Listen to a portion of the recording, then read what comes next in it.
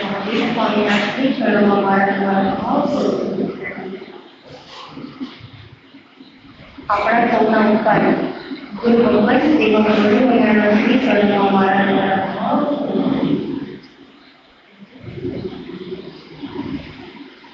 આજે રવિવારનો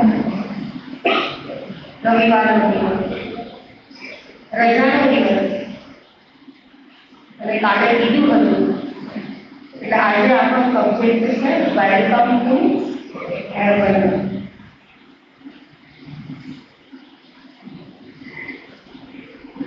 એકદમ small village, એક નાનકડું એવું ગામ, અને એ ગામના લાસ્ટમાં એક ગવર્મેન્ટ સ્કૂલ સાંભળવા જેવી વાત છે. સ્કૂલની ઓફિસમાં પ્રિન્સિપાલને એક દિવસ ફોન આવ્યો કે સર થોડા જ દિવસમાં તમારી સ્કૂલનું ઇન્સ્પેક્શન થવાનું છે. શું થવાનું છે? ગવર્મેન્ટમાંથી ઓફિસર લોકો ચેક કરવા આવે કે ગવર્મેન્ટ જે સ્કૂલ છે એ બરાબર ચાલે છે કે નથી ચાલતી. સરને ફોન આવ્યો પ્રિન્સિપાલે બધા જ ટીચરોની મીટિંગ કરી અને મીટિંગોની અંદર કહેવામાં આવી બધા ટીચરોને કે તમે બાળકોને રેડી કરી દો. શું કરી દો? રેડી કરી દો, કારણ કે ઇન્સ્પેક્ટર ગમે તે સમય ઇન્સ્પેક્શન કરવા માટે આવે અને ગમે તે ક્વેશ્ચન પૂછે તો આપણે આપણા બાળકોને ટ્રેન કરવા જોઈએ. સ્કૂલના દરેક ટીચરોને ઇન્સ્ટ્રક્શન આપી દીધું. પોતાના વર્ગની અંદર ક્લાસરૂમની અંદર દરેક ટીચરો ગયા અને ટીચરે જઈને કીધું કે બસ એક બે દિવસમાં ઇન્સ્પેક્ટર આપણા સ્કૂલની અંદર થવાનું છે. દરેક ક્લાસની અંદર ઇન્સ્પેક્ટર આવશે. તમે બધા એકદમ સ્વચ્છ, neat and clean school uniform પહેરીને આવજો. થોડું જનરલ નોલેજ લઈને આવજો, કારણ કે કોઈને પણ ક્યારે પણ કાંઈ પણ ક્વેશ્ચન પૂછી શકે છે. અને નેક્સ્ટ ડે તરત જ એક ઇન્સ્પેક્શન માટે ઓફિસરોની ગાડી આવી ગઈ. ગાડી આવી અને તરત જ પેલા ફર્સ્ટ ઓફ ઓલ ઓફિસની અંદર ચાપાણી નાસ્તો કર્યો. ત્યાર પછી અડધો કલાકમાં ધીરે ધીરે બધા જ ક્લાસરૂમની અંદર અલગ ઇન્સ્પેક્શન કરવા માટે પહોંચી ગયા. આજકાલના છોકરાઓ પણ છે ને જબરદસ્ત હોય. તમે પ્રશ્ન પૂછો ને તો જવાબ પણ કેવા આવે? જડબા તોડ આવે. કેવા જવાબ આવે? જડબા તોડ જવાબ આવે. એક સ્કૂલની અંદર ટીચરે ક્વેશ્ચન પૂછ્યો કે એક કલાકની અંદર ટ્રેન 600 કિલોમીટર ચાલતી હોય તો મારી ઉંમર કેટલી? આવડે છે? એક કલાકની અંદર ટ્રેન જો 600 કિલોમીટર ચાલતી હોય તો મારી ઉંમર કેટલી? બધા વિચારવા પડી ગયા કે સર તો કેવા ક્વેશ્ચન પૂછે છે. એમાં રેસર તો બધા હોશિયાર છે ને, ક્યાંય કોઈ હોશિયાર બેઠું કે સર મને આવડે છે. સરે કીધું બોલ. તો કે સર તમારી ઉંમર 44 વર્ષની છે. પેલા સરને ચક્કર આવીને પડી ગયા, બેભાન થઈ ગયા. થોડી વાર થયા ને ભાનમાં આવ્યા અને સરે કીધું કે સાવ સાચી વાત છે, મારી 44 વર્ષની ઉંમર તને ખબર કેમ પડી? તો કે સર મારા ઘરે છે ને મારાથી મોટો ભાઈ છે, એ છે ને ગાંડો છે, અડધો ગાંડો છે, એની ઉંમર 22 વર્ષની છે, એટલે મને એવું લાગ્યું તમારી પ્રશ્ન એવા પૂછે. અને આજકાલનું જનરેશન કેવું છે, 21st સેન્ચુરીની અંદર તમે જે પૂછો અને તરત આપણે સાંભળ્યું પણ ન હોય, આપણને ખબર પણ ન હોય. એ સેલફોનની અંદર કેટલી એપ્લિકેશન છે, સાવ નાના 6-7 વર્ષના. તમે એને ફોન આપી દો એટલે ઓપન પણ કરી લે, એપ્લિકેશન યુઝ પણ કરી લે, ગેમ પણ રમી લે, YouTube પણ ઓપન કરી લે. અને 6-7 વર્ષનું બાળક ઇન્સ્ટાગ્રામની અંદર પણ એકાઉન્ટ હોય, ફેસબુકની અંદર પણ. વિચાર કરો કે આ ટેકનોલોજી અને આ ટેકનોલોજીની અંદર આજકાલનું જનરેશન ક્યાં પહોંચી ગયું છે. અહીંયા પણ ઇન્સ્પેક્શન કરવા માટે સર એક ક્લાસરૂમની અંદર જાય છે અને એક ક્લાસની અંદર પૂછ્યું, હું પણ તમને પ્રશ્ન પૂછી સાંભળજો બરાબર. કે સરે કીધું કે મારે કોઈને છે ને પર્સનલ પ્રશ્ન નથી પૂછવો, જનરલ પ્રશ્ન પૂછવો છે. તમારે સ્વર્ગમાં જવું છે કે નરકમાં જવું છે? તો પૂછ્યું તમારે સ્વર્ગમાં જવું છે કે નરકમાં? હું પણ તમને પૂછું છું, ક્યાં જવું છે? બોલો તો પૂરા. સ્વર્ગમાં. એટલે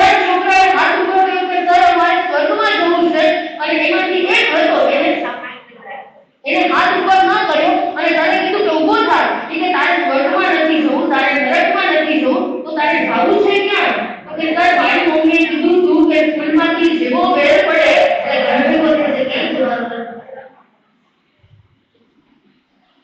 એક આપણા બધાની સિચ્યુએશન પણ કેવી છે? ક્યાં જવાનું છે?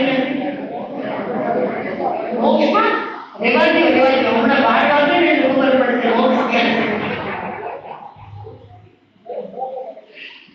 અત્યારે સામાયિકમાં છીએ ને, અત્યારે ત્રિરંગીમાં છીએ, એટલે સંભાવમાં છીએ, સમતામાં છીએ, અને જેવી જેવી ત્રિરંગી સામાયિક પૂરી થાય એટલે મોક્ષ ક્યાં? અને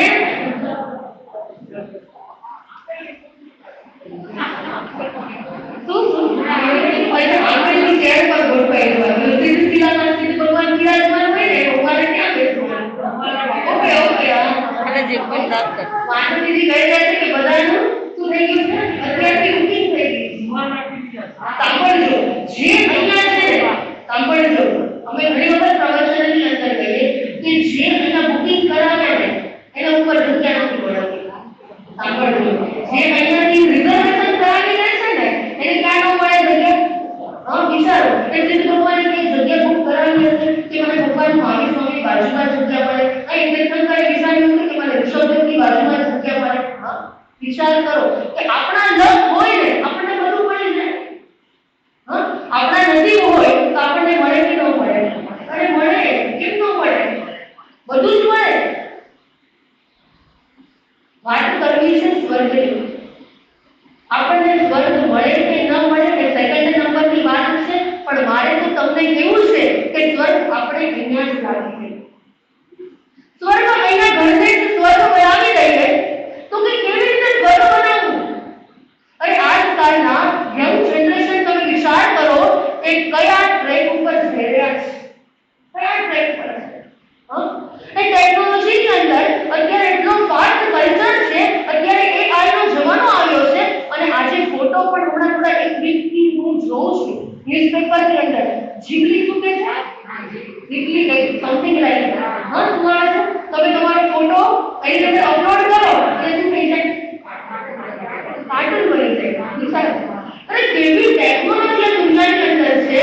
પણ યાદ રાખજો, ભગવાન મહાવીર સ્વામીએ આજથી વર્ષો પહેલા આ બધું જ સંશોધન અને આ પાંચમા આરાની અંદર શું થવાનું છે ને એ કોણે કીધું છે? ભગવાન મહાવીરે. મારે સ્વર્ગની વાત કરવી છે, પણ પહેલા નંબરની અંદર એ સ્વર્ગમાં જવા માટે કે સ્વર્ગ અહીંયા જ ઊભું કરવા માટે થઈને સૌથી પહેલા નંબરની અંદર વ્યસનોથી દૂર રહીએ. વ્યસન એટલે હું પહેલું વ્યસન નથી કહેતી. વ્યસન એટલે ઈર્ષા પણ એક વ્યસન જ છે, અને જેલસી પણ એક વ્યસન જ છે, એક રાગ અને દ્વેષ એ પણ એક વ્યસન જ છે. એનાથી આપણે દૂર રહી શકીએ છીએ. અને હું કેટલા યંગ જનરેશનને આજે જોઉં છું ને, 25 વર્ષની ઉંમર હર્ષદભાઈ, 30 વર્ષની ઉંમર જયેશભાઈ, માથાના વાળ છે ધોળા આવી ગયા છે, વાળ આવી ગયા, કેટલી નાની ઉંમરમાં કેટલાને તાર થઈ ગયો છે. એ 25 અને 30 વર્ષની ઉંમરે એ યંગ જનરેશને આજે પાર્લરમાં જવું પડે છે, અને એ વ્હાઈટ ના શું કરવું પડે છે? બ્લેક કેટલી નાની ઉંમરમાં ટેન્શન હતું. કેટલું ટેન્શન, કેટલું તો સ્ટ્રેસ. આજે સ્વર્ગની અંદર જવા માટે વેલકમ ટુ હેવન મારે તમને 3 કી આપવી છે. કેટલી? 3 કી. એ 3 ચાવી તમે તમારું ઘર લોક કરીને આવ્યા. એક ચાવી કેટલી ચાવી હશે? કેટલી હોય? તમારા દીકરા પાસે પણ કદાચ છે, તમારી વાઈફ પાસે પણ હશે, તમારી પાસે પણ હશે. કોઈ વેલા જાય તો પણ ઓપન કરી શકે. અચ્છા, એક બાજુવાળાને આપી રાખો. એટલા બધા ટ્રસ્ટવર્ધી છે તમારા નેબર્સ. વિચારો કે આપણે વાત કરવી છે સ્વર્ગની અંદર જવા માટે, તો કે 3 પોઈન્ટ છે પહેલા નંબરની અંદર સ્વર્ગમાં જવા માટે. give you smile એટલે give you smile એટલે તમે બીજાને સ્માઈલ આપો. તમે અહીંયા બેઠા છો, તમારા પેટ ઉપર આનંદ છે? લાગે છે? અમને તો નથી લાગતું. અમે વધારે સુખી કે તમે વધારે સુખી? સુખી કોણ? અમે? તો અહીંયા તો કોઈ નથી આવતું, બધાને સુખ જોઈએ છે. સુખી સૌથી વધારે અમે નાના છોકરાઓને છે ને જ્યારે જયશાળામાં ક્લાસ લેવા માટે જઈએ ને ત્યારે છોકરાઓને શીખવાડીએ કે 1 2 3 રહેવાનું 3. હા અમારું અમારું ઘર મોટું છે કે તમારું ઘર મોટું? સાચું કે અમારું ઘર મોટું, બરાબર. 1 2 3 રહેવાનું ફ્રી, 4 5 6 શાકભાજી મિક્સ. અમારે રોજ ઊંધિયું હોય. હા અશોકભાઈ તમારે કઈ દિવસે હોય? જેની ભારતીભાઈ બનાવે તેની મળે, બાકી 4 5 6 શાકભાજી મિક્સ. 7 8 9 લાઈન અમારી 5. અમારી લાઈન કેવી છે? 5 છે. 10 11 12 ગમે ત્યારે ઉપડે અમારો વેલ. અને તમારે કઈ જવું હોય કેટલા વિચાર કરાવવું પડે એમને. અહીંયાથી તમારે કદાચ દેશમાં જવું હોય, દિલ્હી જવું હોય, પુણે જવું હોય, કોઈને કચ્છમાં જવું હોય, રાજસ્થાન જવું હોય, વોટેવર તમારે જ્યાં જવું હોય તો તમારે કેટલું બુકિંગ. અમારે કેમ બુકિંગ? અમારે નહીં કરાવવું હોય તો કઈ બુક કરાવવું પડે? અર્ષદભાઈ કે ગમે ત્યારે આવી શકે બોલાઈ નો બુક કરાવવું. તમારે અહીંયા દરેક જગ્યાએ બુક કરાવવું પડે. પણ વિચાર કરો કે એક વખત જે પરમાત્માના વારસદાર છે, જેમને આ કચેરી કરી છે, એટલે કાંઈ ચિંતા. અમારા ફેસ ઉપર આનંદ વધારે લાગે છે કે તમારા ફેસ ઉપર? સાચું કહેજો. ત્યારે મને તો એવું લાગે કે નવરાત્રીમાં ગરમ ગરમ જલેબી ફાફડા ખાધા હોય ને તો બહાર નીકળે ને તો એરડિયું પીધેલું કેમ દિવેલ ન હોય એવું મોઢું લાગે. અને હસતા રહો ને. લાઈફમાં હું તમને પૂછું, શું લઈને આવ્યા હતા? શું લઈને આવ્યા હતા? કાંઈ જ લઈને નથી આવ્યા. શું લઈને જવાના છે? જેટલા પણ અહીંયાથી ગયા, અરે સિકંદર જેવા સિકંદર એ 4 પરમાણ આપ્યા અને પરમાણની અંદર પણ કીધું છે કે અહીંયા હું કાંઈ લઈને આવ્યો હતો ને અને અહીંયાથી હું કાંઈ લઈને જવાના નથી. છતાં પણ ફેસ ઉપર એટલું બધું સ્ટ્રેસ, એટલું બધું ટેન્શન. અને નાના એવા છોકરાને પણ અમે જઈએ ને નવકાશીની અંદર ગોચરી લેવા માટે, એનું બેગ તમે ઉપાડો ને કેટલું વજન. અને તમારો એક છોકરો લાગે કે એ સ્કૂલની અંદર એ જે સ્ટડી કરે છે એનો ખર્ચો કેટલો? એ બેગ કેટલા રૂપિયાનો હોય? કેટલા રૂપિયા હોય? કેટલા? 2000 ઉપર. ઓકે, યુનિફોર્મ એ પણ એટલાનો જ. અંદર બુક્સ ઈ પણ એટલી કોસ્ટલી. પછી લંચ બોક્સ તમારો, એની અંદર બોટલ. આમે છોકરો જતો હોય ને એવું લાગે કે 15,000 રૂપિયા પાર્સલ 40,000 રૂપિયા. 50,000 નો તો મોબાઈલ લે. બોલો. 50,000 નો તો ફોન લે. મારે તમને એ કહેવું છે કે બધું જ મળ્યું છે, છતાં પણ એ ચિત્તની પ્રસન્નતા છે નથી.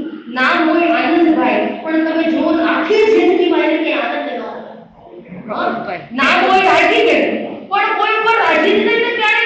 પ્રફુલ્લભાઈ નામ હોય પ્રફુલ્લભાઈ, પણ એના લાઈફની અંદર કઈ પ્રફુલ્લતા જ ન હોય. નામ હોય શાંતિભાઈ, ઘણાનું નામ શાંતિભાઈ હોય, પણ આખી જિંદગી એ શાંતિ જ ન હોય. ઘોડાભાઈ નામ સાંભળ્યું છે ને? ઘોડાભાઈ હોય, ઘોડાભાઈ હોય ને ઘોડીભાઈ લોકો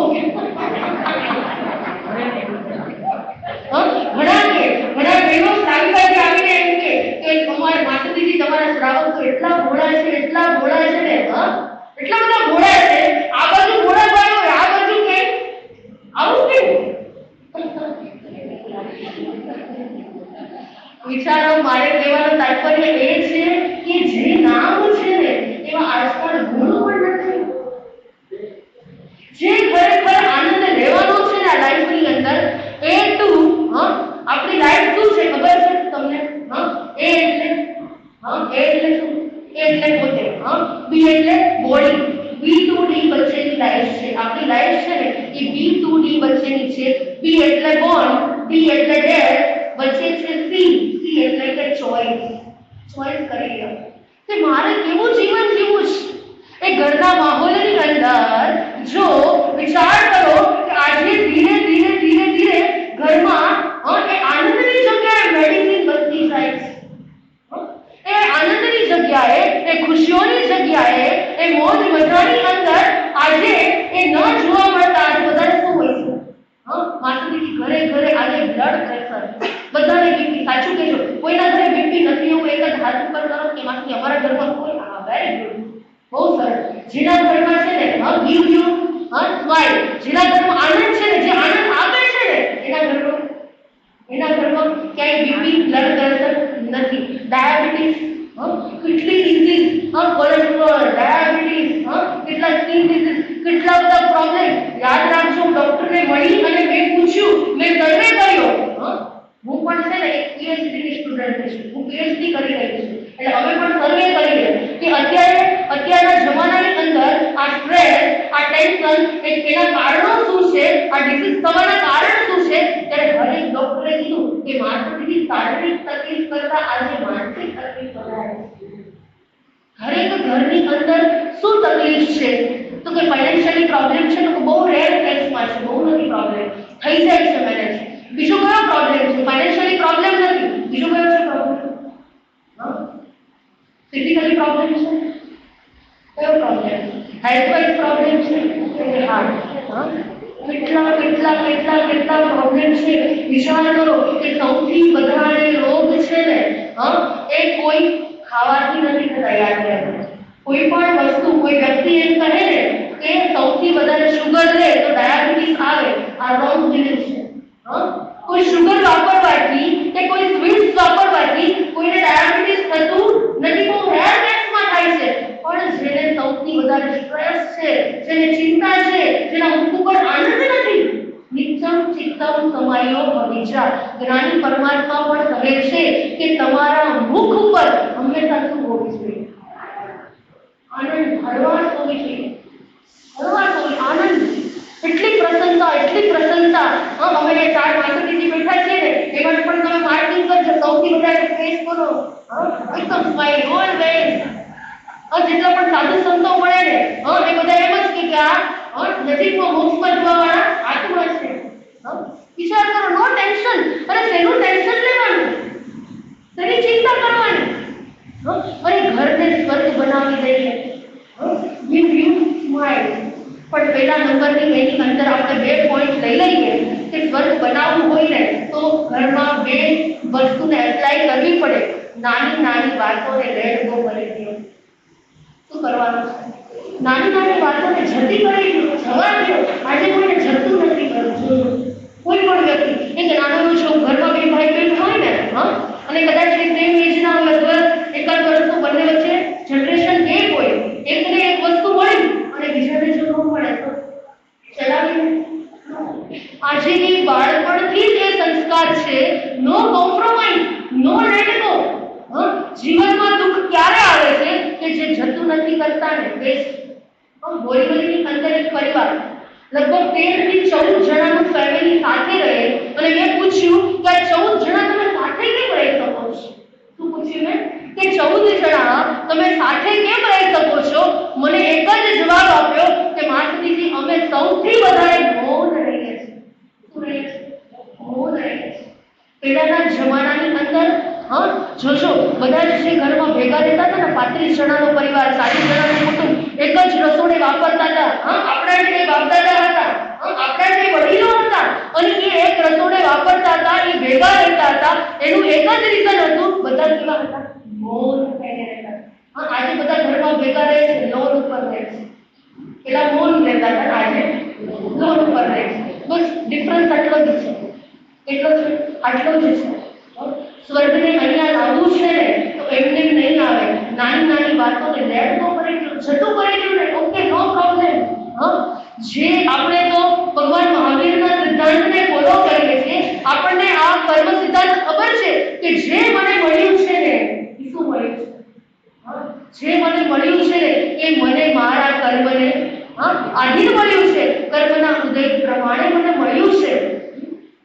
દૈતરમાંથી કોઈ ભાઈ છોકરી જોવા માટે ગયા. ક્યાં ગયા? વચ્ચે નાની વાત આવે, યાદ તો હું કહી દઉં, પછી ભૂલાઈ જાય. છોકરી જોવા માટે ગયા અને ત્યાં જઈને પૂછ્યું કે તમારી દીકરી કેવી? આજે તો ખબર નહીં હોય શું હોય, મારો તો સબ્જેક્ટ નથી, આઈ ડોન્ટ નો. પણ એ ટાઈમ પર પૂછવા ગયા અને ત્યાં સામેવાળા દીકરીના પરિવારવાળાએ કીધું કે અમારી દીકરી જો તમારા ઘરે આવશે ને તો સ્વર્ગ બનાવી દેશે. શું કીધું? જો અમારી દીકરી તમારા ઘરે આવશે તો સ્વર્ગ બનાવી દેશે અને જેટલા લોકો રહે છે ને એને સ્વર્ગવાસી બનાવી દેશે. સમજાય?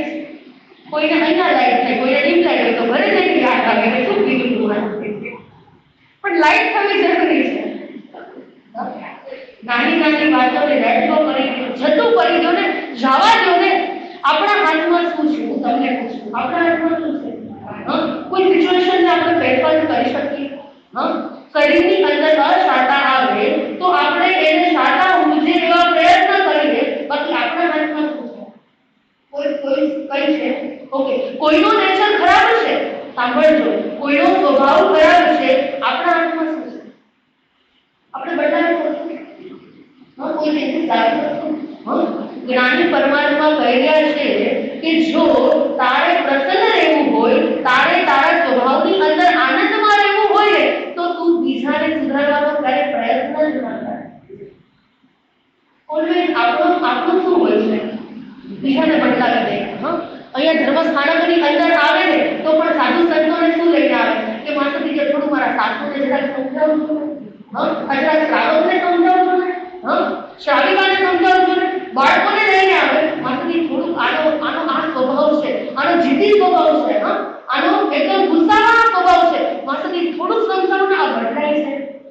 પણ ત્યારે હજુ સુધીમાં કોઈ મને આવીને એવું નથી કીધું કે માતાજી મારો આવો નેચર છે, હું કેવી રીતના બદલાય. હંમેશા ઓલવેઝ આપણું થિંકિંગ, આપણું બિલીફ બીજાને જ બદલાવવાનું છે. આ કે આના લાઈફમાં કેમ પરિવર્તન આવી જાય, એનાથી મને અનુકૂળતા રહે. આ કેમ બદલાઈ જાય? મારે સવારમાં હું 9 વાગે ઉઠું અને 9 વાગે નવકારથી એક્સેપ્ટ કરે શ્રાવકજી, આપણે એવું જોઈએ, પણ આપણે પેલા નથી. વિચાર કરો કે આપણે કોઈનો નેચર બદલાવી શકીએ ખરા? આપણી પાસે છે કેપેસિટી? નથી. વિચાર કરો કે ભગવાન મહાવીર સ્વામીએ એમની લાઈફની અંદર શું જમાઈને બદલાવી શક્યા? બદલાવી શક્યા? ન બદલાવી શક્યા. અરે જમાઈ જેવા જમાઈને ન બદલાવી શક્યા. મારે તમને સ્ટોરી નથી કે સ્ટોરી તમને બધાને ખબર જ છે. અરે પોતાના જ શિષ્ય એ ગોસાળકને બદલાવી શક્યા? ન બદલાવી શક્યા. ભાઈ એ તો તીર્થંકર હતા. અરે 3 જ્ઞાનના ધણી હતા. ભૂતકાળ, ભવિષ્યકાળ અને વર્તમાન કાળનું જાણનાર હતા. એ પ્રભુને ખબર હતી કે આ ગોસાળક ક્યાં જવાનો છે, પણ છતાં પણ ભગવાને એના માટે 2 બુંદ વરસાવ્યા આંખમાંથી. એને આટલા બધા ઉપસર્ગ આપ્યા, એ સંગમે આટલા બધા ઉપસર્ગ આપ્યા, છતાં પણ એ સંગમ દેવને ભગવાને કઈ સમજાવ્યું કે રહેવા દે? ભગવાને એને કીધું ક્યારે કે તું અભગી છે? કેમ? જો તીર્થંકર જેવા તીર્થંકર પરમાત્મા જે આટલા બધા પુણ્યશાળી, જે 34 અતિશય કરે વિરાજમાન હોય, જબરદસ્ત એના પુણ્યના ઉદય હોય, છતાં પણ એ કોઈને કાંઈ ન કરે, પોતે હંમેશા શું કરે? જતું કરી દે. એ ભગવાન જે સ્થાનની અંદર બેઠા હતા અને ત્યાંથી કહેવામાં આવ્યું કે તમે અહીંયાથી ઊભા થઈ જાઓ, અને ભગવાને શું કર્યું? એ સ્થાન પણ છોડી દીધું કે અરે તીર્થંકર ખાલી દેવને એ ઈશારો કરે ને તો બધું જ થઈ જાય કે ન થઈ જાય? બધું થઈ જાય, છતાં પણ મારા પ્રભુએ શું કર્યું છે? વિચાર કરો. આ 9 પદની આરાધના કરતા કરતા આજે વેલકમ ટુ હેવન, મારે તમને એ જ કહેવું છે કે જીવનમાં જો સુખી થવું હોય ને તો શું કરી દે? છતું કરી દે, લેટ ગો કરી દો, જવા દો, છોડી દો.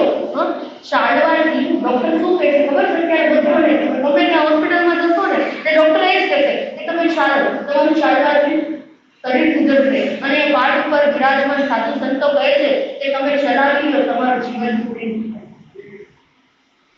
ચાલવાથી જે શરીર સુધરે ને, અહીંયાથી ગુરુ ભગવત કહે છે કે ચલાવી લેવાથી તમારી આખી જિંદગી સુધરી જશે. પણ આજે કોઈને ચલાવવું છે માતાજીની કોઈ નો કોમ્પ્રોમાઇઝ, લેટ ગોની કોઈ ભાવના જ નથી ને. અરે જે ભેગા રહેવું ને, ભેગા રહેવા માટે મેઇન પોઈન્ટ એક જ છે, લેટ ગો. આજે કેટલા લોકો ભેગા જોઈન્ટ ફેમિલીમાં રહે છે? સાચું કહેજો, કેટલા ફેમિલી મેમ્બર? 6, 8, 10, યસ, કેટલા જણા છે? 9 જણા છે. Very good, yes. અચ્છા, ઓકે. દહેસરમાં પણ હજુ કાઠિયાવાડ, ઝાલાવાડ કે લાગે છે, જોઈન્ટમાં રહે છે, ભેગા રહે છે. પણ એ ભેગા રહેવા પાછળનો એ ઉદ્દેશ્ય શું છે પછીની વાત છે. પણ જે ભેગા રહે છે ને એ યાદ રાખજો, એ લેટ ગો કરી રહ્યા છે. જો બધાના નેચર તો અલગ અલગ હોય, અલગ રહેવાના. તમે જ્યાં પણ જશો ને, કોઈ બિઝનેસની અંદર હશો, તમે કોઈ પણ જોબ માટે જશો, તમે ફેમિલીની અંદર હશો, તમે સમાજ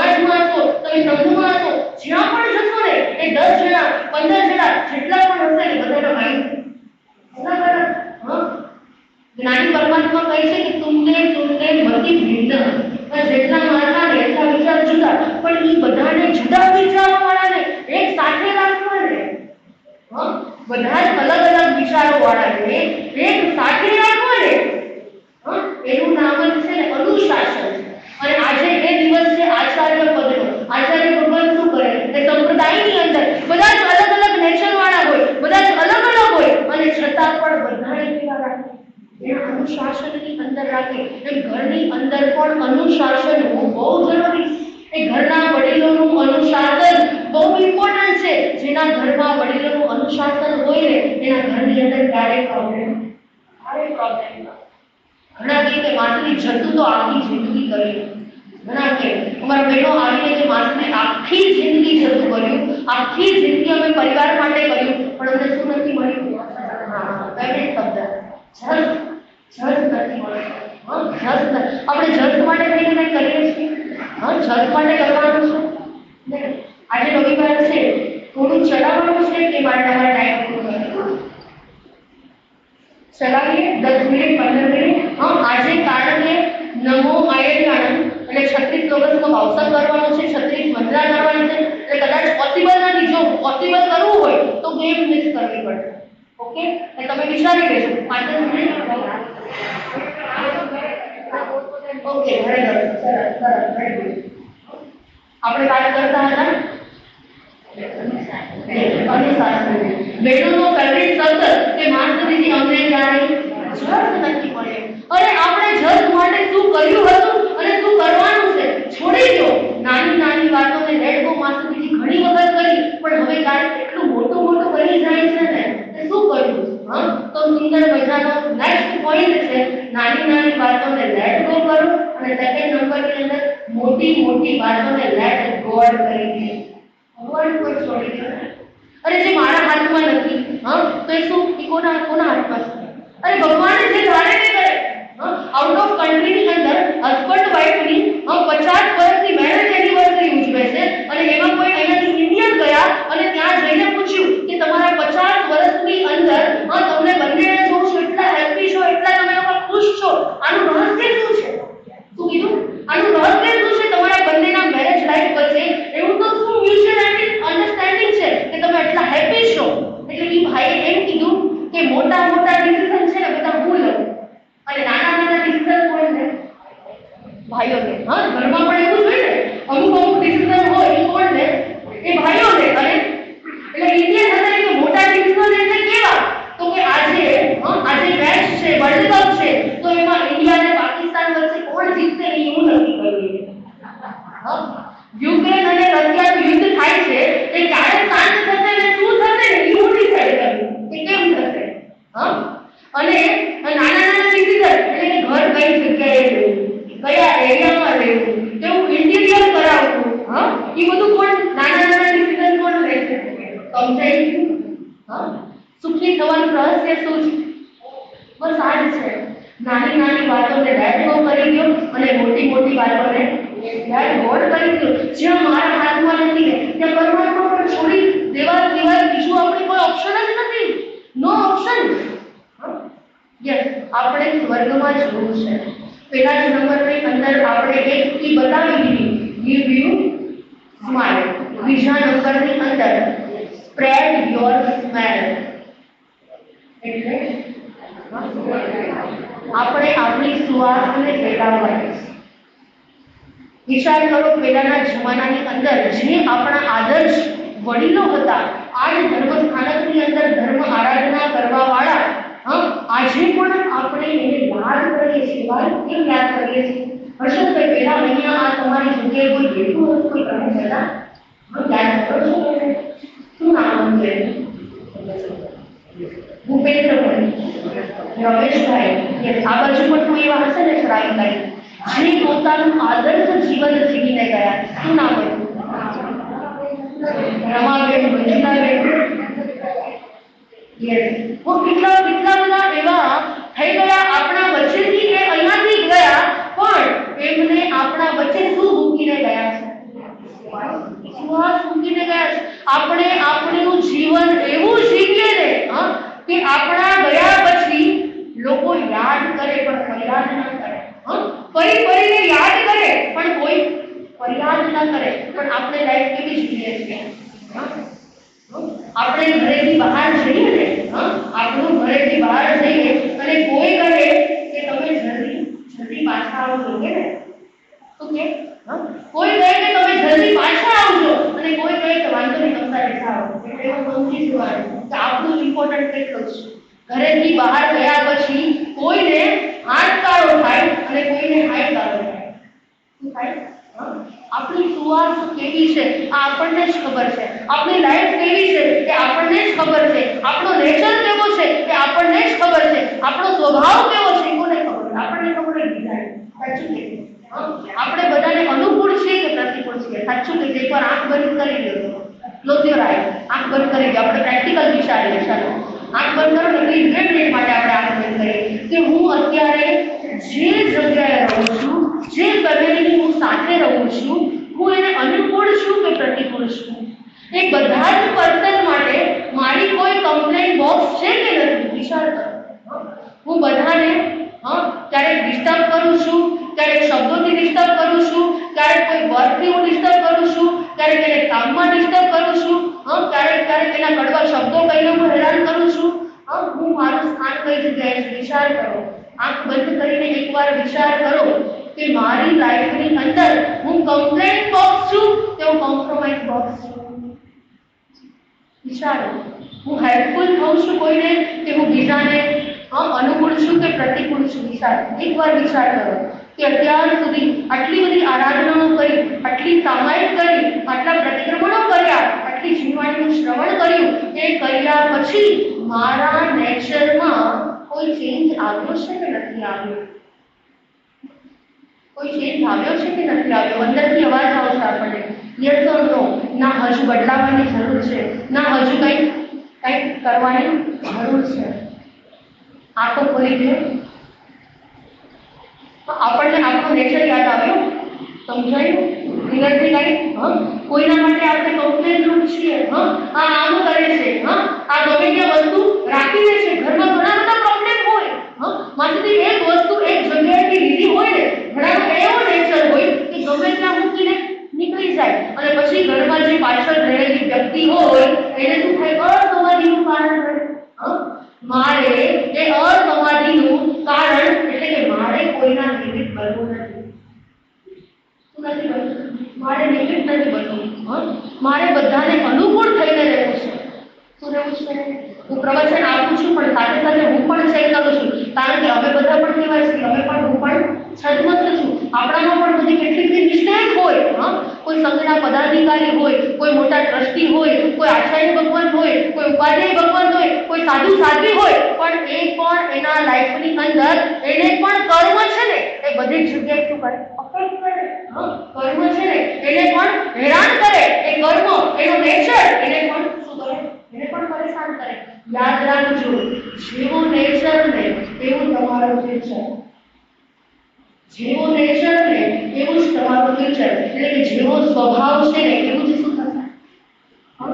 આગળની અંદર પરમાત્માએ કીધું છે કે જેવો નેચર, જેનો સ્વભાવ ખૂબ જ કસાય વાળો, એટલે ખૂબ જ ક્રોધ વાળો, ખૂબ જ ગુસ્સા વાળો છે, એ જીવાત્મા કદાચ અહીંયાથી કાળ કરી અને નરક ગતિ અને ક્લેશ ગતિની અંદર જઈ શકે છે. આપણે બાળકોને સમજાવે છે ને, લોકેશનમાં સમજાવો ને તમે કે ગુસ્સો કરવાથી ક્યાં જવું પડે? તો એ આપણને પણ આપણામાં પણ ઇમ્પ્લિમેન્ટ કરવાનું છે. જેવો નેચર છે ને એવું જ તમારું ફ્યુચર છે. જેવા આપણા ભાવ છે ને એવું જ આપણું ભાવિ છે. જેવા ભાવ, આ ભાવની અંદર જેવા ભાવ છે ને, કોઈના માટે તમે સારું વિચારો ને તો તમને શું મળે? સારું. તમે જેવું વિચારો ને, આ યુનિવર્સ આખું એવું છે, આ બ્રહ્માંડ આખું એવું છે, તમે એને જેવું આપો ને એવું પાછું રિફ્લેક્ટ થઈને શું આવે? સેમ આવે. તમે એક મિરરની અંદર તમે ઊભા રહો તો તમે જેવા હોય તેવા દેખાય કે કઈ અલગ દેખાય? સેમ. એમ તમે પણ અહીંયા આ યુનિવર્સનો એક સિસ્ટમ, એક નિયમ છે, તમે જેવું જેના માટે વિચારશો ને એવું જ. એટલે ઘણી વખત ઘણા બધા ગુરુ ભગવાન એક જાપ આપે કે શુભ થાઓ આ સકલ વિશ્વ, કલ્યાણ થાઓ આ સકલ વિશ્વનું, મંગલ થાઓ આ સકલ વિશ્વનું. એટલે જો વિશ્વ માટે આપણે સારું વિચારીએ ને તો આપણા માટે પણ હમણાં જ થોડા દિવસ પહેલા એક બેને મને વિડીયો બતાવ્યો હતો કે માત્ર 9 દિવસની અંદર એક વિડીયો આવ્યો છે કે આ વર્લ્ડની અંદર અત્યારે એટલા બધા પાપો વધી ગયા છે, એટલી બધી હિંસાઓ વધી ગઈ છે, એટલી બધી વનસ્પતિઓ અત્યારે કટ થઈ રહી છે, એટલા બધા વૃક્ષો આજે કપાઈ રહ્યા છે, એટલા બધા પશુ પક્ષી આજે મરી રહ્યા છે ને, એના માટે એક ટાઈમ કેટલો હોવો જોઈએ. એવા વિડીયો આવે છે ને, તમારા ટેલિફોનની અંદર આવો આવે છે કે નથી?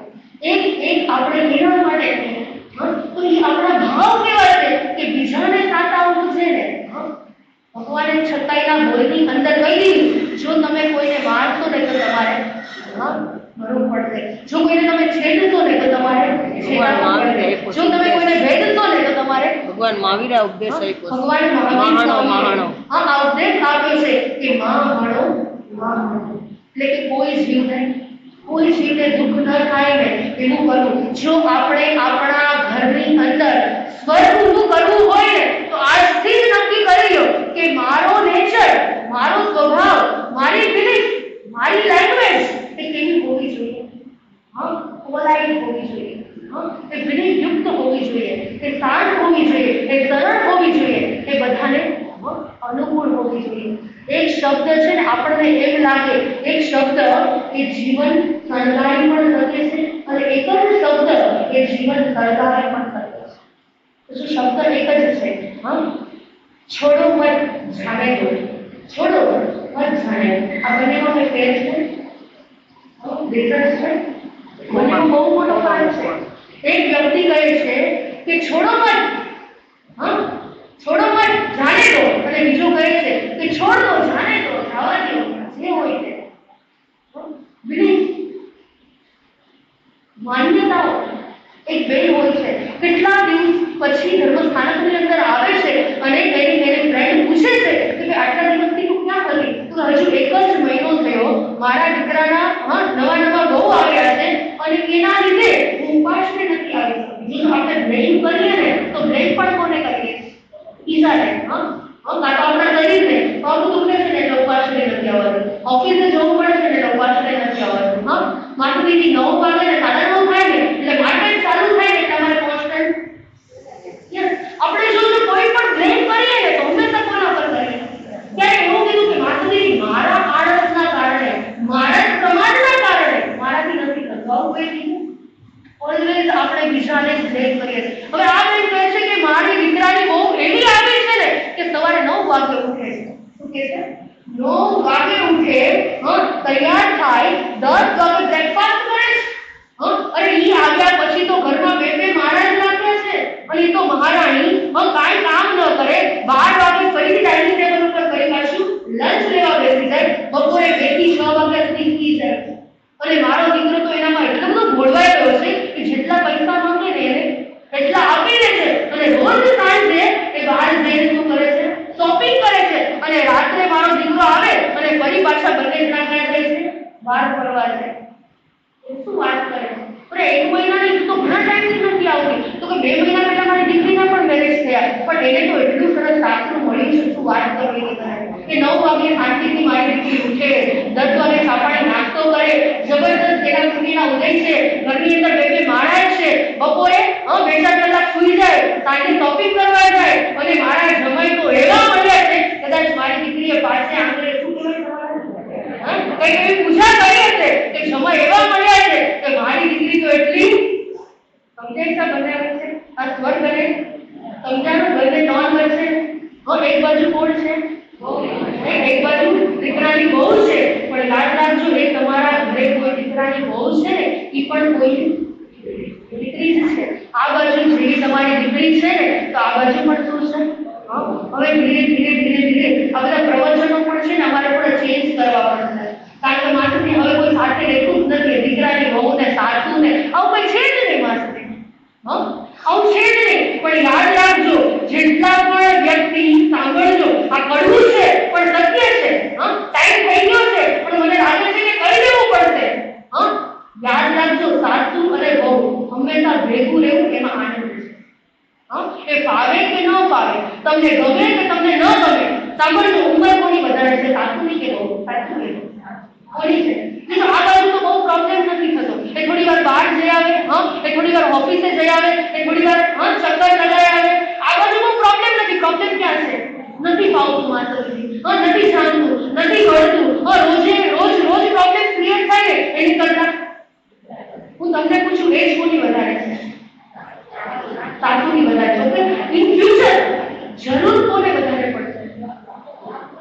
બંનેને જરૂર છે. સાંભળજો, જરૂર તો બંનેને છે, પણ ધીરે ધીરે ધીરે ધીરે ઉંમર વધશે ને પછી જો સાથે હશો ને જેનું અન્ન સાથે તો મન પણ એને આપણે ગુજરાતીમાં નિયમ હોય છે, એવું કહેવત હોય છે કે જે અન્ન જુદાવે એના મન પણ જુદા થઈ જાય. હવે તમે 10 વર્ષ પછી 15 વર્ષ પછી કે 20 વર્ષ પછી તમે હવે તમારા દીકરાના ઘરે પાછા રિટર્ન જશો ને પછી શું થશે? પછી આવશે, પછી ગમશે, પછી એડજસ્ટમેન્ટ થશે, પછી નહીં હોય અને શું કરવું પડશે? નહીં હોય ને સાથે રહેવું પડશે. એની કરતા બિફોર આ કલ્ચર એવું છે, જો સાંભળજો, જુદું રહેવાનું નથી. આ કલ્ચર, આ જમાનો હવે એવો આવ્યો છે કે તમે સાથે રહેશો ને ભલે ગમે કે ન ગમે, અનુકૂળ હોય કે ન હોય, એ પ્રતિકૂળતા હોય, જે પણ હોય, પણ શું નિયમ રાખવાનો હંમેશા. જેને બહુ આવી ગઈ છે નો પ્રોબ્લેમ, કે હવે આવવાની છે એને પણ આ એક નિયમ લાઈફની અંદર મનમાં નક્કી કરી લેજો, ભલે ગમે તેમ થાય પણ મારે મારું ઘર છોડવું નથી. સ્વર્ગની અંદર જવા માટેના 2 પોઈન્ટ કીધા. હવે આવતીકાલે આપણે ત્રીજો પોઈન્ટ લેશું. ટાઈમ આપણો થઈ ગયો છે.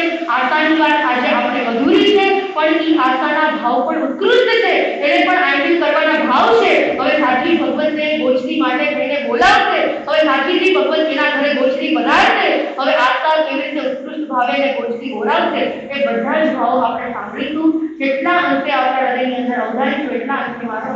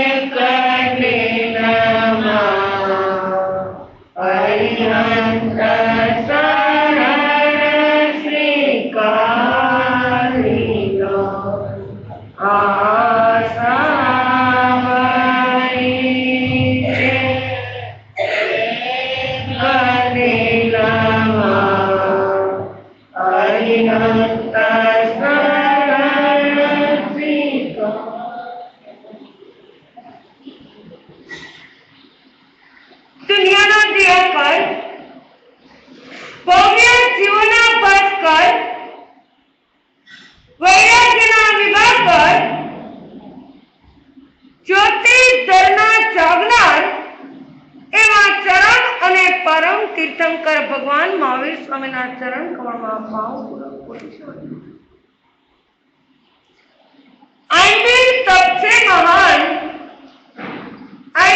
सबसे महान आज है तपस्वीनी पहचान एमा વધે છે આત્માની શાન એમાં વધે છે આત્માની શાન અપાવે મોક્ષ પુરીની વાન આ મારા અને તમારા આત્માએ મોક્ષ ગતિને પ્રાપ્ત કરી હોય અને જો આપણે પુરુષાર્થ કરવો પડે અને તો જ જીવાત્માને પરમાત્મા પદ સુધી પહોંચાડી શકે છે અને જે આત્માઓ મોક્ષ ગતિને પ્રાપ્ત કરી ગયા એવા પંચ પરમેશ્વરી ભગવાન એની એક એક વાતો આપણે ચાલી રહી છે.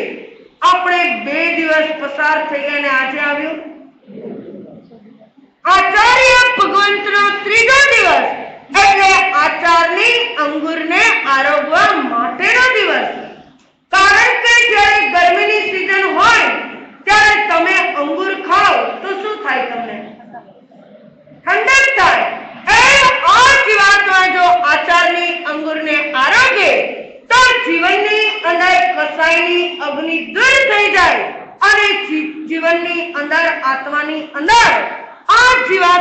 શીતલતા પ્રાપ્ત થાય એવા આપણે આચાર્ય ભગવંતની વાતો કરવાની. અરે આ 5 પદની અંદર સાધક કેટલા, સાધ્ય કેટલા અને સાધન કેટલા? 9 પદમાં તો સાધ્ય કેટલા, સાધક કેટલા અને સાધન કેટલા?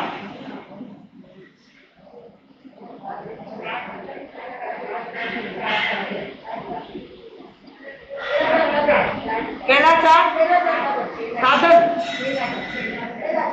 છેલ્લા 4 સાધન, બરાબર. પછી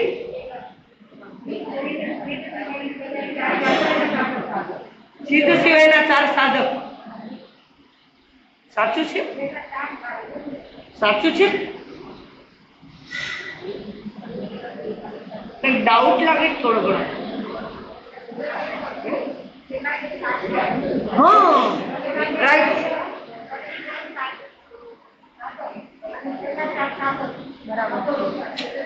આ 9 પદની અંદર અર્યત અને સિદ્ધ પરમાત્મા એ 2 સાધ્ય, ત્યાર પછી આચાર્ય, ઉપાધ્યાય અને સાધુ સાધ્વી, આ 3 સાધક અને જ્ઞાન, દર્શન, ચારિત્ર અને તપ, આ સાધન આપણી પાસે રહેલા છે.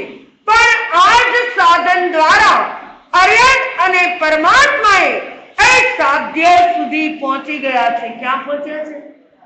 આપણે કહીએ કે આપણું કોઈ પણ કામ કરવા માટેનું એક લક્ષ્ય હોવું જોઈએ.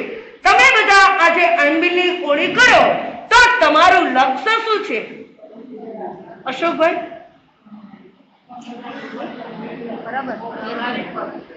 અરે એકવાર જીવાત્માને આહારમાંથી અનારિક પદની પ્રાપ્તિ કરવા માટે અમારે માંસથી અનારક બનવું છે. એટલા માટે અમે આંબીલ તપની આરાધના કરીએ. કોઈ કહે માંસથી અમારે કર્મની નિર્જરા કરવી છે, એટલા માટે અમે આંબીલ તપની આરાધના કરી રહ્યા છીએ. પણ ભગવાન કહી રહ્યા છે તપ સેના માટે કરીએ છીએ. નો ઈલોગ ઠાય, નો પરલોગ ઠાય, નો કીર્તિ વન સદા સલોગ ઠાય, નનથ નિજર ઠાય. સેના માટે? આ લોકના સુખ માટે તપ નથી કરવાનું, પરલોકના સુખ માટે તપ નથી કરવાનું. તમને સમાજની અંદર કીર્તિ અને પ્રશંસા મળે એના માટે તપ નથી કરવાનું. ભગવાને દર્શિકાલિક સૂત્રની 9મા અધ્યાયના 4થા ઉદ્દેશાની અંદર કીધું કે નનથા નિજર ઠાય, ફક્ત કર્મની નિર્જરા કરવા માટે તપ કરવાનું છે. શેના માટે? એટલે એક જીવાત્માઓ આ પોતાના જીવનની અંદર લક્ષ્ય કરે, એક સાધ્ય કરે અને એ સાધન દ્વારા જીવાત્મા સિદ્ધ ગતિના સુખને પ્રાપ્ત કરી ગયા એવા અર્યંત અને સિદ્ધ પરમાત્મા. અને ત્યાર પછી બીજા નંબરની અંદર સાધક કોને કહેવાય? તો કે આ સાધના કરવા માટે જેવો સાધન દ્વારા તત્પર બની અને સાધ્ય સુધી લક્ષ્ય પહોંચવાના છે એવા આચાર્ય, ઉપાધ્યાય અને સાધુ સાધ્વી ભગવંતો રહેલા છે. અને સાધન કોને કહેવાય? કઈ છે જીવાત્મા આ જ સાધન દ્વારા આ સિદ્ધ ગતિના સુખને પ્રાપ્ત કરવાના છે એવા જ્ઞાન, દર્શન, ચારિત્ર અને તપ. કોઈ જીવાત્મા તપ દ્વારા મોક્ષ ગતિ સુધી પહોંચે તો કોઈ જીવાત્મા જીવનની અંદર એવું ઉત્કૃષ્ટ ચારિત્રનું પાલન કરી અને છેક મોક્ષ ગતિના સુખને મેળવે તો કોઈ જીવાત્મા એના પૂર્વ એવા અંતરાય કર્મ તૂટી ગયા હોય, જ્ઞાનાવરણીય કર્મનો ક્ષય થઈ ગયો હોય તો જ્ઞાન દ્વારા પણ એ લક્ષ્યને પ્રાપ્ત કરી શકે.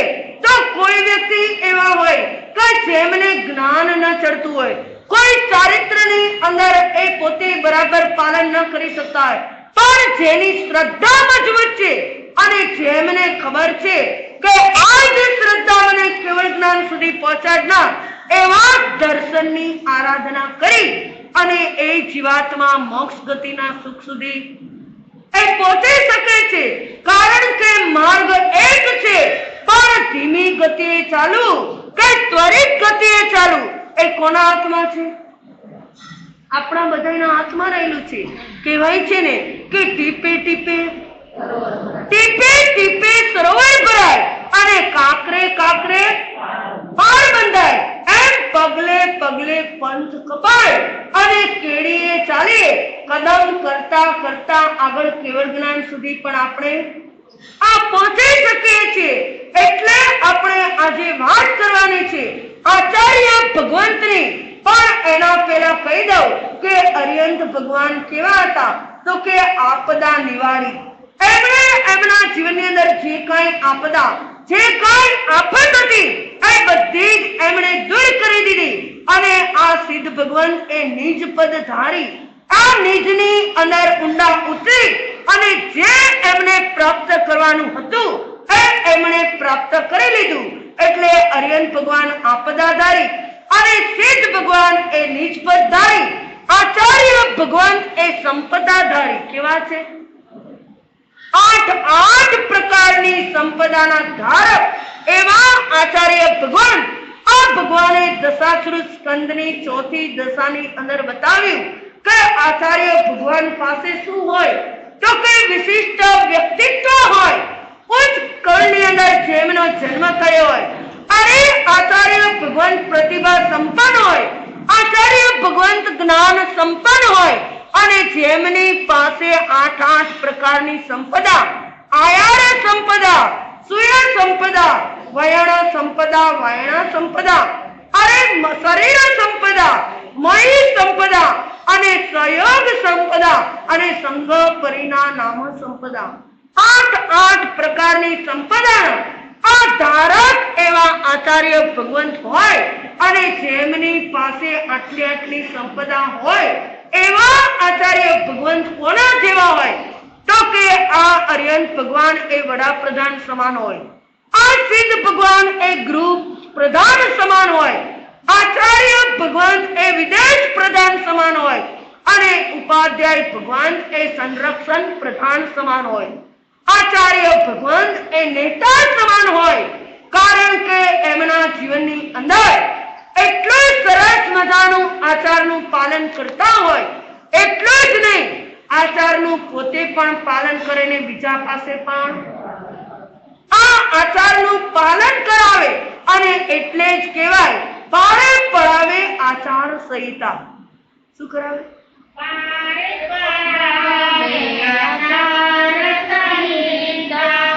આચાર્ય ભગવાન તો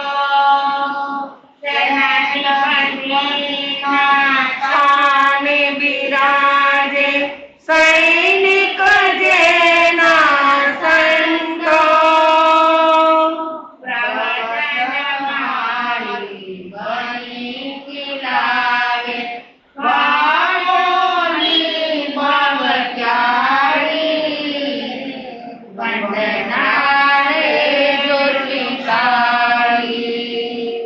પરમેષ્ટિ પ્રભુ પ્રેમે પ્રણમો, વંદનાએ જો સ્વીકારી,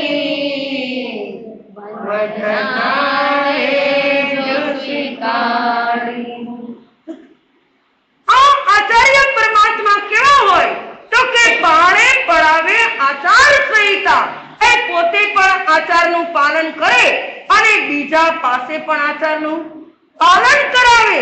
એટલે આચાર્ય ભગવંત એ નેતા સમાન હોય. કઈ સારા સાધુ સમુદાયની અંદર એના નીચે હજારો સાધુ સાધ્વી હોય, અને એમની પોતાની સુખાનો એ સંભાળતા હોય.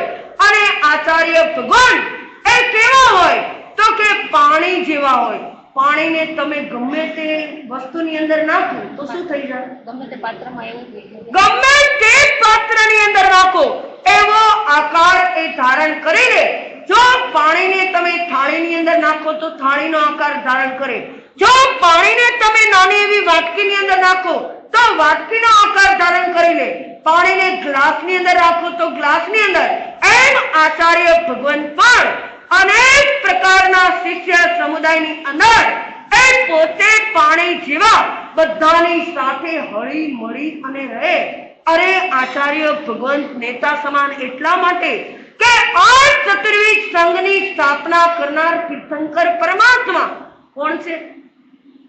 તીર્થંકર ભગવાન કઈ જ્યારે તીર્થંકર ભગવાનને કેવળ જ્ઞાન અને કેવળ દર્શનની પ્રાપ્તિ થાય અને પહેલું કામ શું કરે? આ તીર્થની સ્થાપના કરવાનું કામ કરે. એટલે આ તીર્થની સ્થાપના કર્યા પછી આ તીર્થંકર ભગવાન પહેલા અને ચોથા કોરે દેશના આપે. અને જ્યારે તીર્થંકરની હાજરી ન હોય ત્યારે ગણધર ભગવંત દેશના આપે. કોણ આપે? પણ જ્યારે આ તીર્થંકર ન હોય અને કેવડી કે ગણધર ભગવાન પણ ન હોય અને ત્યારે આ સમગ્ર એવા શાસનનું સંચાલન કરવાનું કામ એ આચાર્ય ભગવંત કરે. કોણ કરે? કહેવાય કે તીર્થંકર પરમાત્મા એ સૂર્ય સમાન છે અને જ્યારે ગણધર અને કેવડી ભગવાન એ ચંદ્ર સમાન રહેલા છે. પણ જ્યારે આ સારાએ પૃથ્વીની ઉપર આ ચંદ્ર કે સૂર્યની હાજરી ન હોય ત્યારે પ્રકાશ આપવાનું કામ કરે દીવો. કોણ કરે? એટલે આચાર્ય ભગવાન એ દીપક સમાન પણ છે કે જે પોતે પ્રકાશ આપી દે અને સારાએ શાસનની ધુરા સંભાળવાનું કામ આ આચાર્ય ભગવંત કરતા હોય. આપણને એમ થાય કે તીર્થંકર ભગવાન ન હોય કારણ કે આપણો આ તીર્થંકર પરમાત્મા એ થઈ ગયા ભગવાન મહાવીર. પણ આ ભગવાન મહાવીરનું શાસન કેટલું હાલવાનું છે? 25,000 વર્ષ સુધી. આ તીર્થંકર પરમાત્માનું શાસન 21,000 વર્ષ સુધી ચાલવાનું છે. એટલે પાંચમા આરાના છેડા સુધી આ શાસન એ જ્વલંત રહેવાનું છે. પણ આપણે કહીએ કે અત્યારે આ શાસનની ધુરા કોણ ચલાવે? અત્યારે નથી કોઈ તીર્થંકર, નથી કોઈ કેવડી, નથી કોઈ ગણધર, નથી કોઈ મનપર્ય જ્ઞાની, નથી કોઈ અવધિ જ્ઞાની, નથી કોઈ વિશિષ્ટ જ્ઞાની. તો પછી આ શાસનની ધુરા સમગ્ર સંચાલન આચાર્ય ભગવંતના હાથની અંદર આવી ગઈ. અને આચાર્ય ભગવાન એ સારાએ સમુદાયના રખોપા કરે કારણ કે પ્રતિભા સંપન્ન હોય, જ્ઞાન સંપન્ન એવા આચાર્ય ભગવાન એ બધાને જ્ઞાનની આપલે કરવાનું કામ આચાર્ય ભગવંત કરે. એટલા માટે આચાર્ય ભગવંતના જીવનની અંદર પણ કહેવાય કે 3 એમના વિશિષ્ટ ગુણ હોય. કેટલા હોય? આ 3 વિશિષ્ટ ગુણ હોય.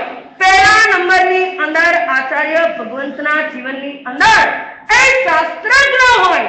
એટલે કે 32 આગમના રહસ્યના જાણકાર હોય. કેવા હોય?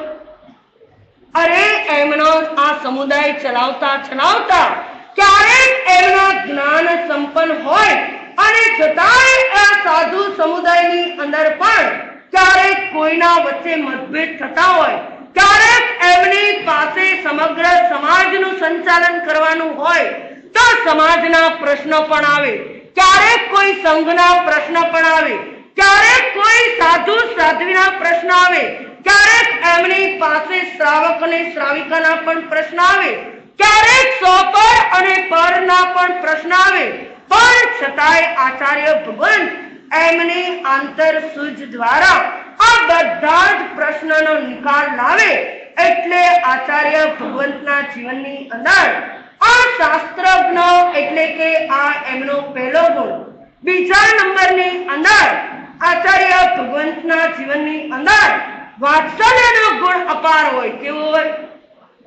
કારણ કે એક માતાને પણ એમના બાળક પ્રત્યે અપાર વાત્સલ્ય હોય, એમ આચાર્ય ભગવંતને પણ એમના હજારો શિષ્ય હોય અને બધા જ પ્રત્યે એમને માતા જેવું વાત્સલ્ય હોય. શું હોય? ભલે એક આંખની અંદર અગ્નિ પણ ચડતી હોય અને બીજા આંખની અંદર અપાર વાત્સલ્ય પણ ચડતું હોય. અરે કોઈ એમનો શિષ્ય અને કદાચ કઈ ભૂલ કરી બેસે અને એ શાસન વિરુદ્ધ કઈ કહી દે તો આચાર્ય ભગવંત એમને પણ એવી શિક્ષા આપે, એમને એવું સુંદર મજાના એવા દ્વારા કહે, સમજણ આપે. અને કદાચ શિષ્ય છતાં પણ ન માને તો આચાર્ય ભગવંત આંખની અંદર અગ્નિ વરસાવી અને એને પ્રાયશ્ચિત આપવા પણ તૈયાર થઈ જાય. આવા આચાર્ય ભગવંતને આ શાસનની ધુરા ચલાવવાની હોય, કારણ કે તીર્થંકર ભગવાન ક્યારેય કોઈ શાસનની ધુરા ન ચલાવે. ખાલી તીર્થની સ્થાપના કરી દે, પણ તીર્થંકર ક્યારેય એ શાસન ન ચલાવે. શા માટે?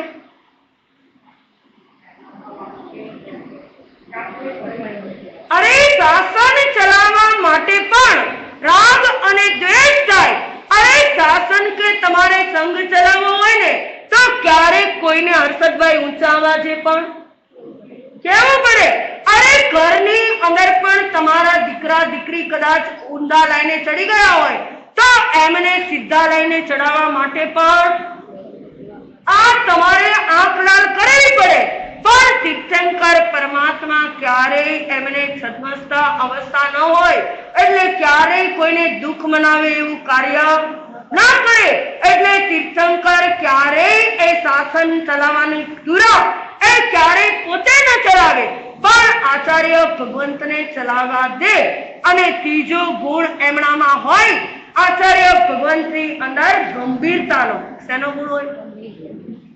હંમેશા આચાર્ય ભગવાન ધીર વીર અને ગંભીર હોય, કારણ કે કોઈ પણ વ્યક્તિ એમની પાસે આવે એમના દિલની વાત કરતા હોય તો એ દિલની વાત એમના જીવનની અંદર આ સાગરવર ગંભીરા બની અને સમાવી લે.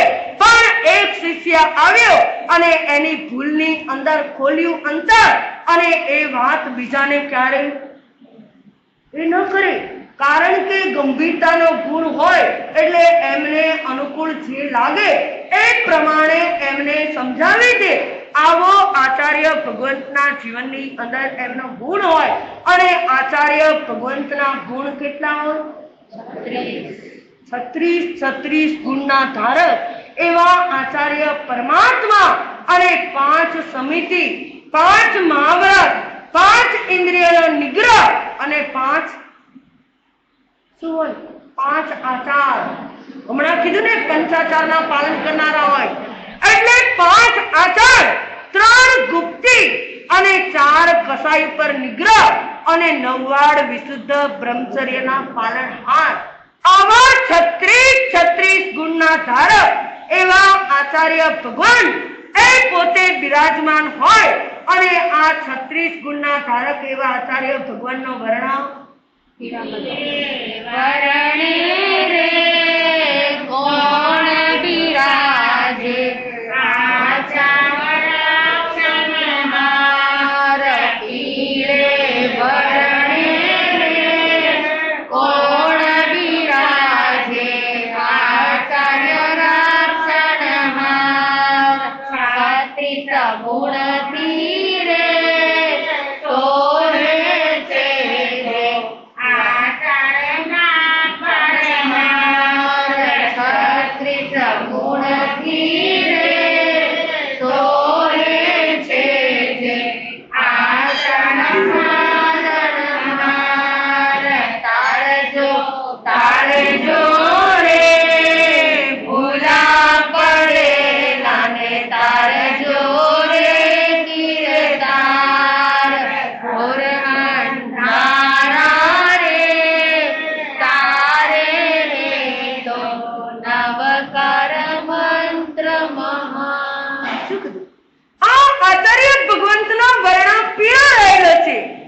આપણને એમ થાય કે પીળો રંગ ક્યાં હોય?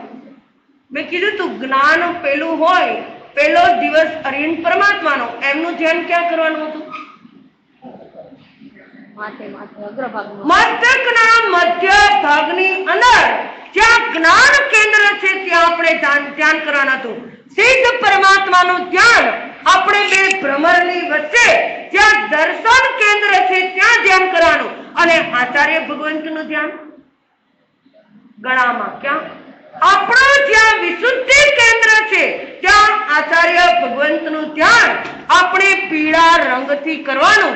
કારણ કે પીળો રંગ એ આપણા જીવનની અંદર સક્રિયતા લાવે. આ પીળો રંગ એ યાદ શક્તિ વધારવાનું કામ કરે. શું કરે? યાદ શક્તિ વધારવા માટે આ પીળા રંગનું ધ્યાન કરવાનું. જોજો તમે મેન્ટલ હોસ્પિટલનો કલર કેવો હોય?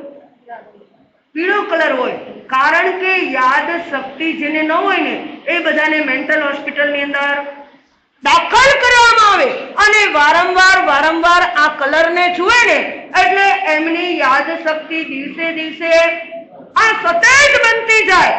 એટલે આ પીળો રંગ એ મેન્ટલ હોસ્પિટલનો રંગ પીળો અને પદ્મ લેસ્યાનો કલર પણ પીળો હોય અને શિવાજીની ધજાનો કલર પણ પીળો. અને ત્યાર પછી કોઈ પણ ભગવાધારી સાધુ હોય ને હિન્દુ સમાજના એમના કપડાનો રંગ પણ કેવો હોય? પીળો. આ પીળા રંગનું ધ્યાન કરવાથી આપણા શરીરની અંદર પણ યાદ શક્તિની વૃદ્ધિ થાય અને દિવસે દિવસે આપણી યાદ શક્તિ વધતી જાય. એટલા માટે આપણે આ ગળાના ભાગની અંદર આ પીળા રંગનું ધ્યાન કરવાનું. આજે આચાર્ય ભગવંતનો દિવસ એટલે 36 લોગસનો કાવસર, આ 36 વંદના અને 26 નમો આયર્યાણની માળા ગણી આજના દિવસે આપણે કરવાની. કારણ કે આચાર્ય ભગવંતો અત્યાર સુધીમાં કેટલા થઈ ગયા હશે? અનંતા આચાર્ય ભગવંત થયા. પણ હું તમને એમ પૂછું કે સૌથી પહેલા નંબરના આચાર્ય કયા? ઈ પહેલા આચાર્ય. અરે જ્યારે ભગવાન ઋષભદેવનું શાસન હતું ત્યારે સૌથી પ્રથમ નંબરના આચાર્ય કોણ હતા? આ પહેલા નંબરના આચાર્ય પુંડરીક સ્વામી. અને હવે છેલ્લા આચાર્ય કોણ થવાના? દુપ્પત નામના આચાર્ય. એટલે આચાર્યની આપણે આજનો દિવસ ઉજવવાનો કે આચાર અપાવે આપણને બધાને. આચારનો જાણો મરમ, આચારથી તૂટે 8 કરમ, આચાર બનાવો પરમ, તો આચાર અપાવે પરમ પદ આપણને બધાને. બસ આપણે પરમ પદની પ્રાપ્તિ કરવા માટે આચાર્ય ભગવંતનું જેટલું વિશેષ ધ્યાન કરશું અને આપણે જેટલી સાધના અને આરાધના વહેલી કરશું એટલા આપણું પણ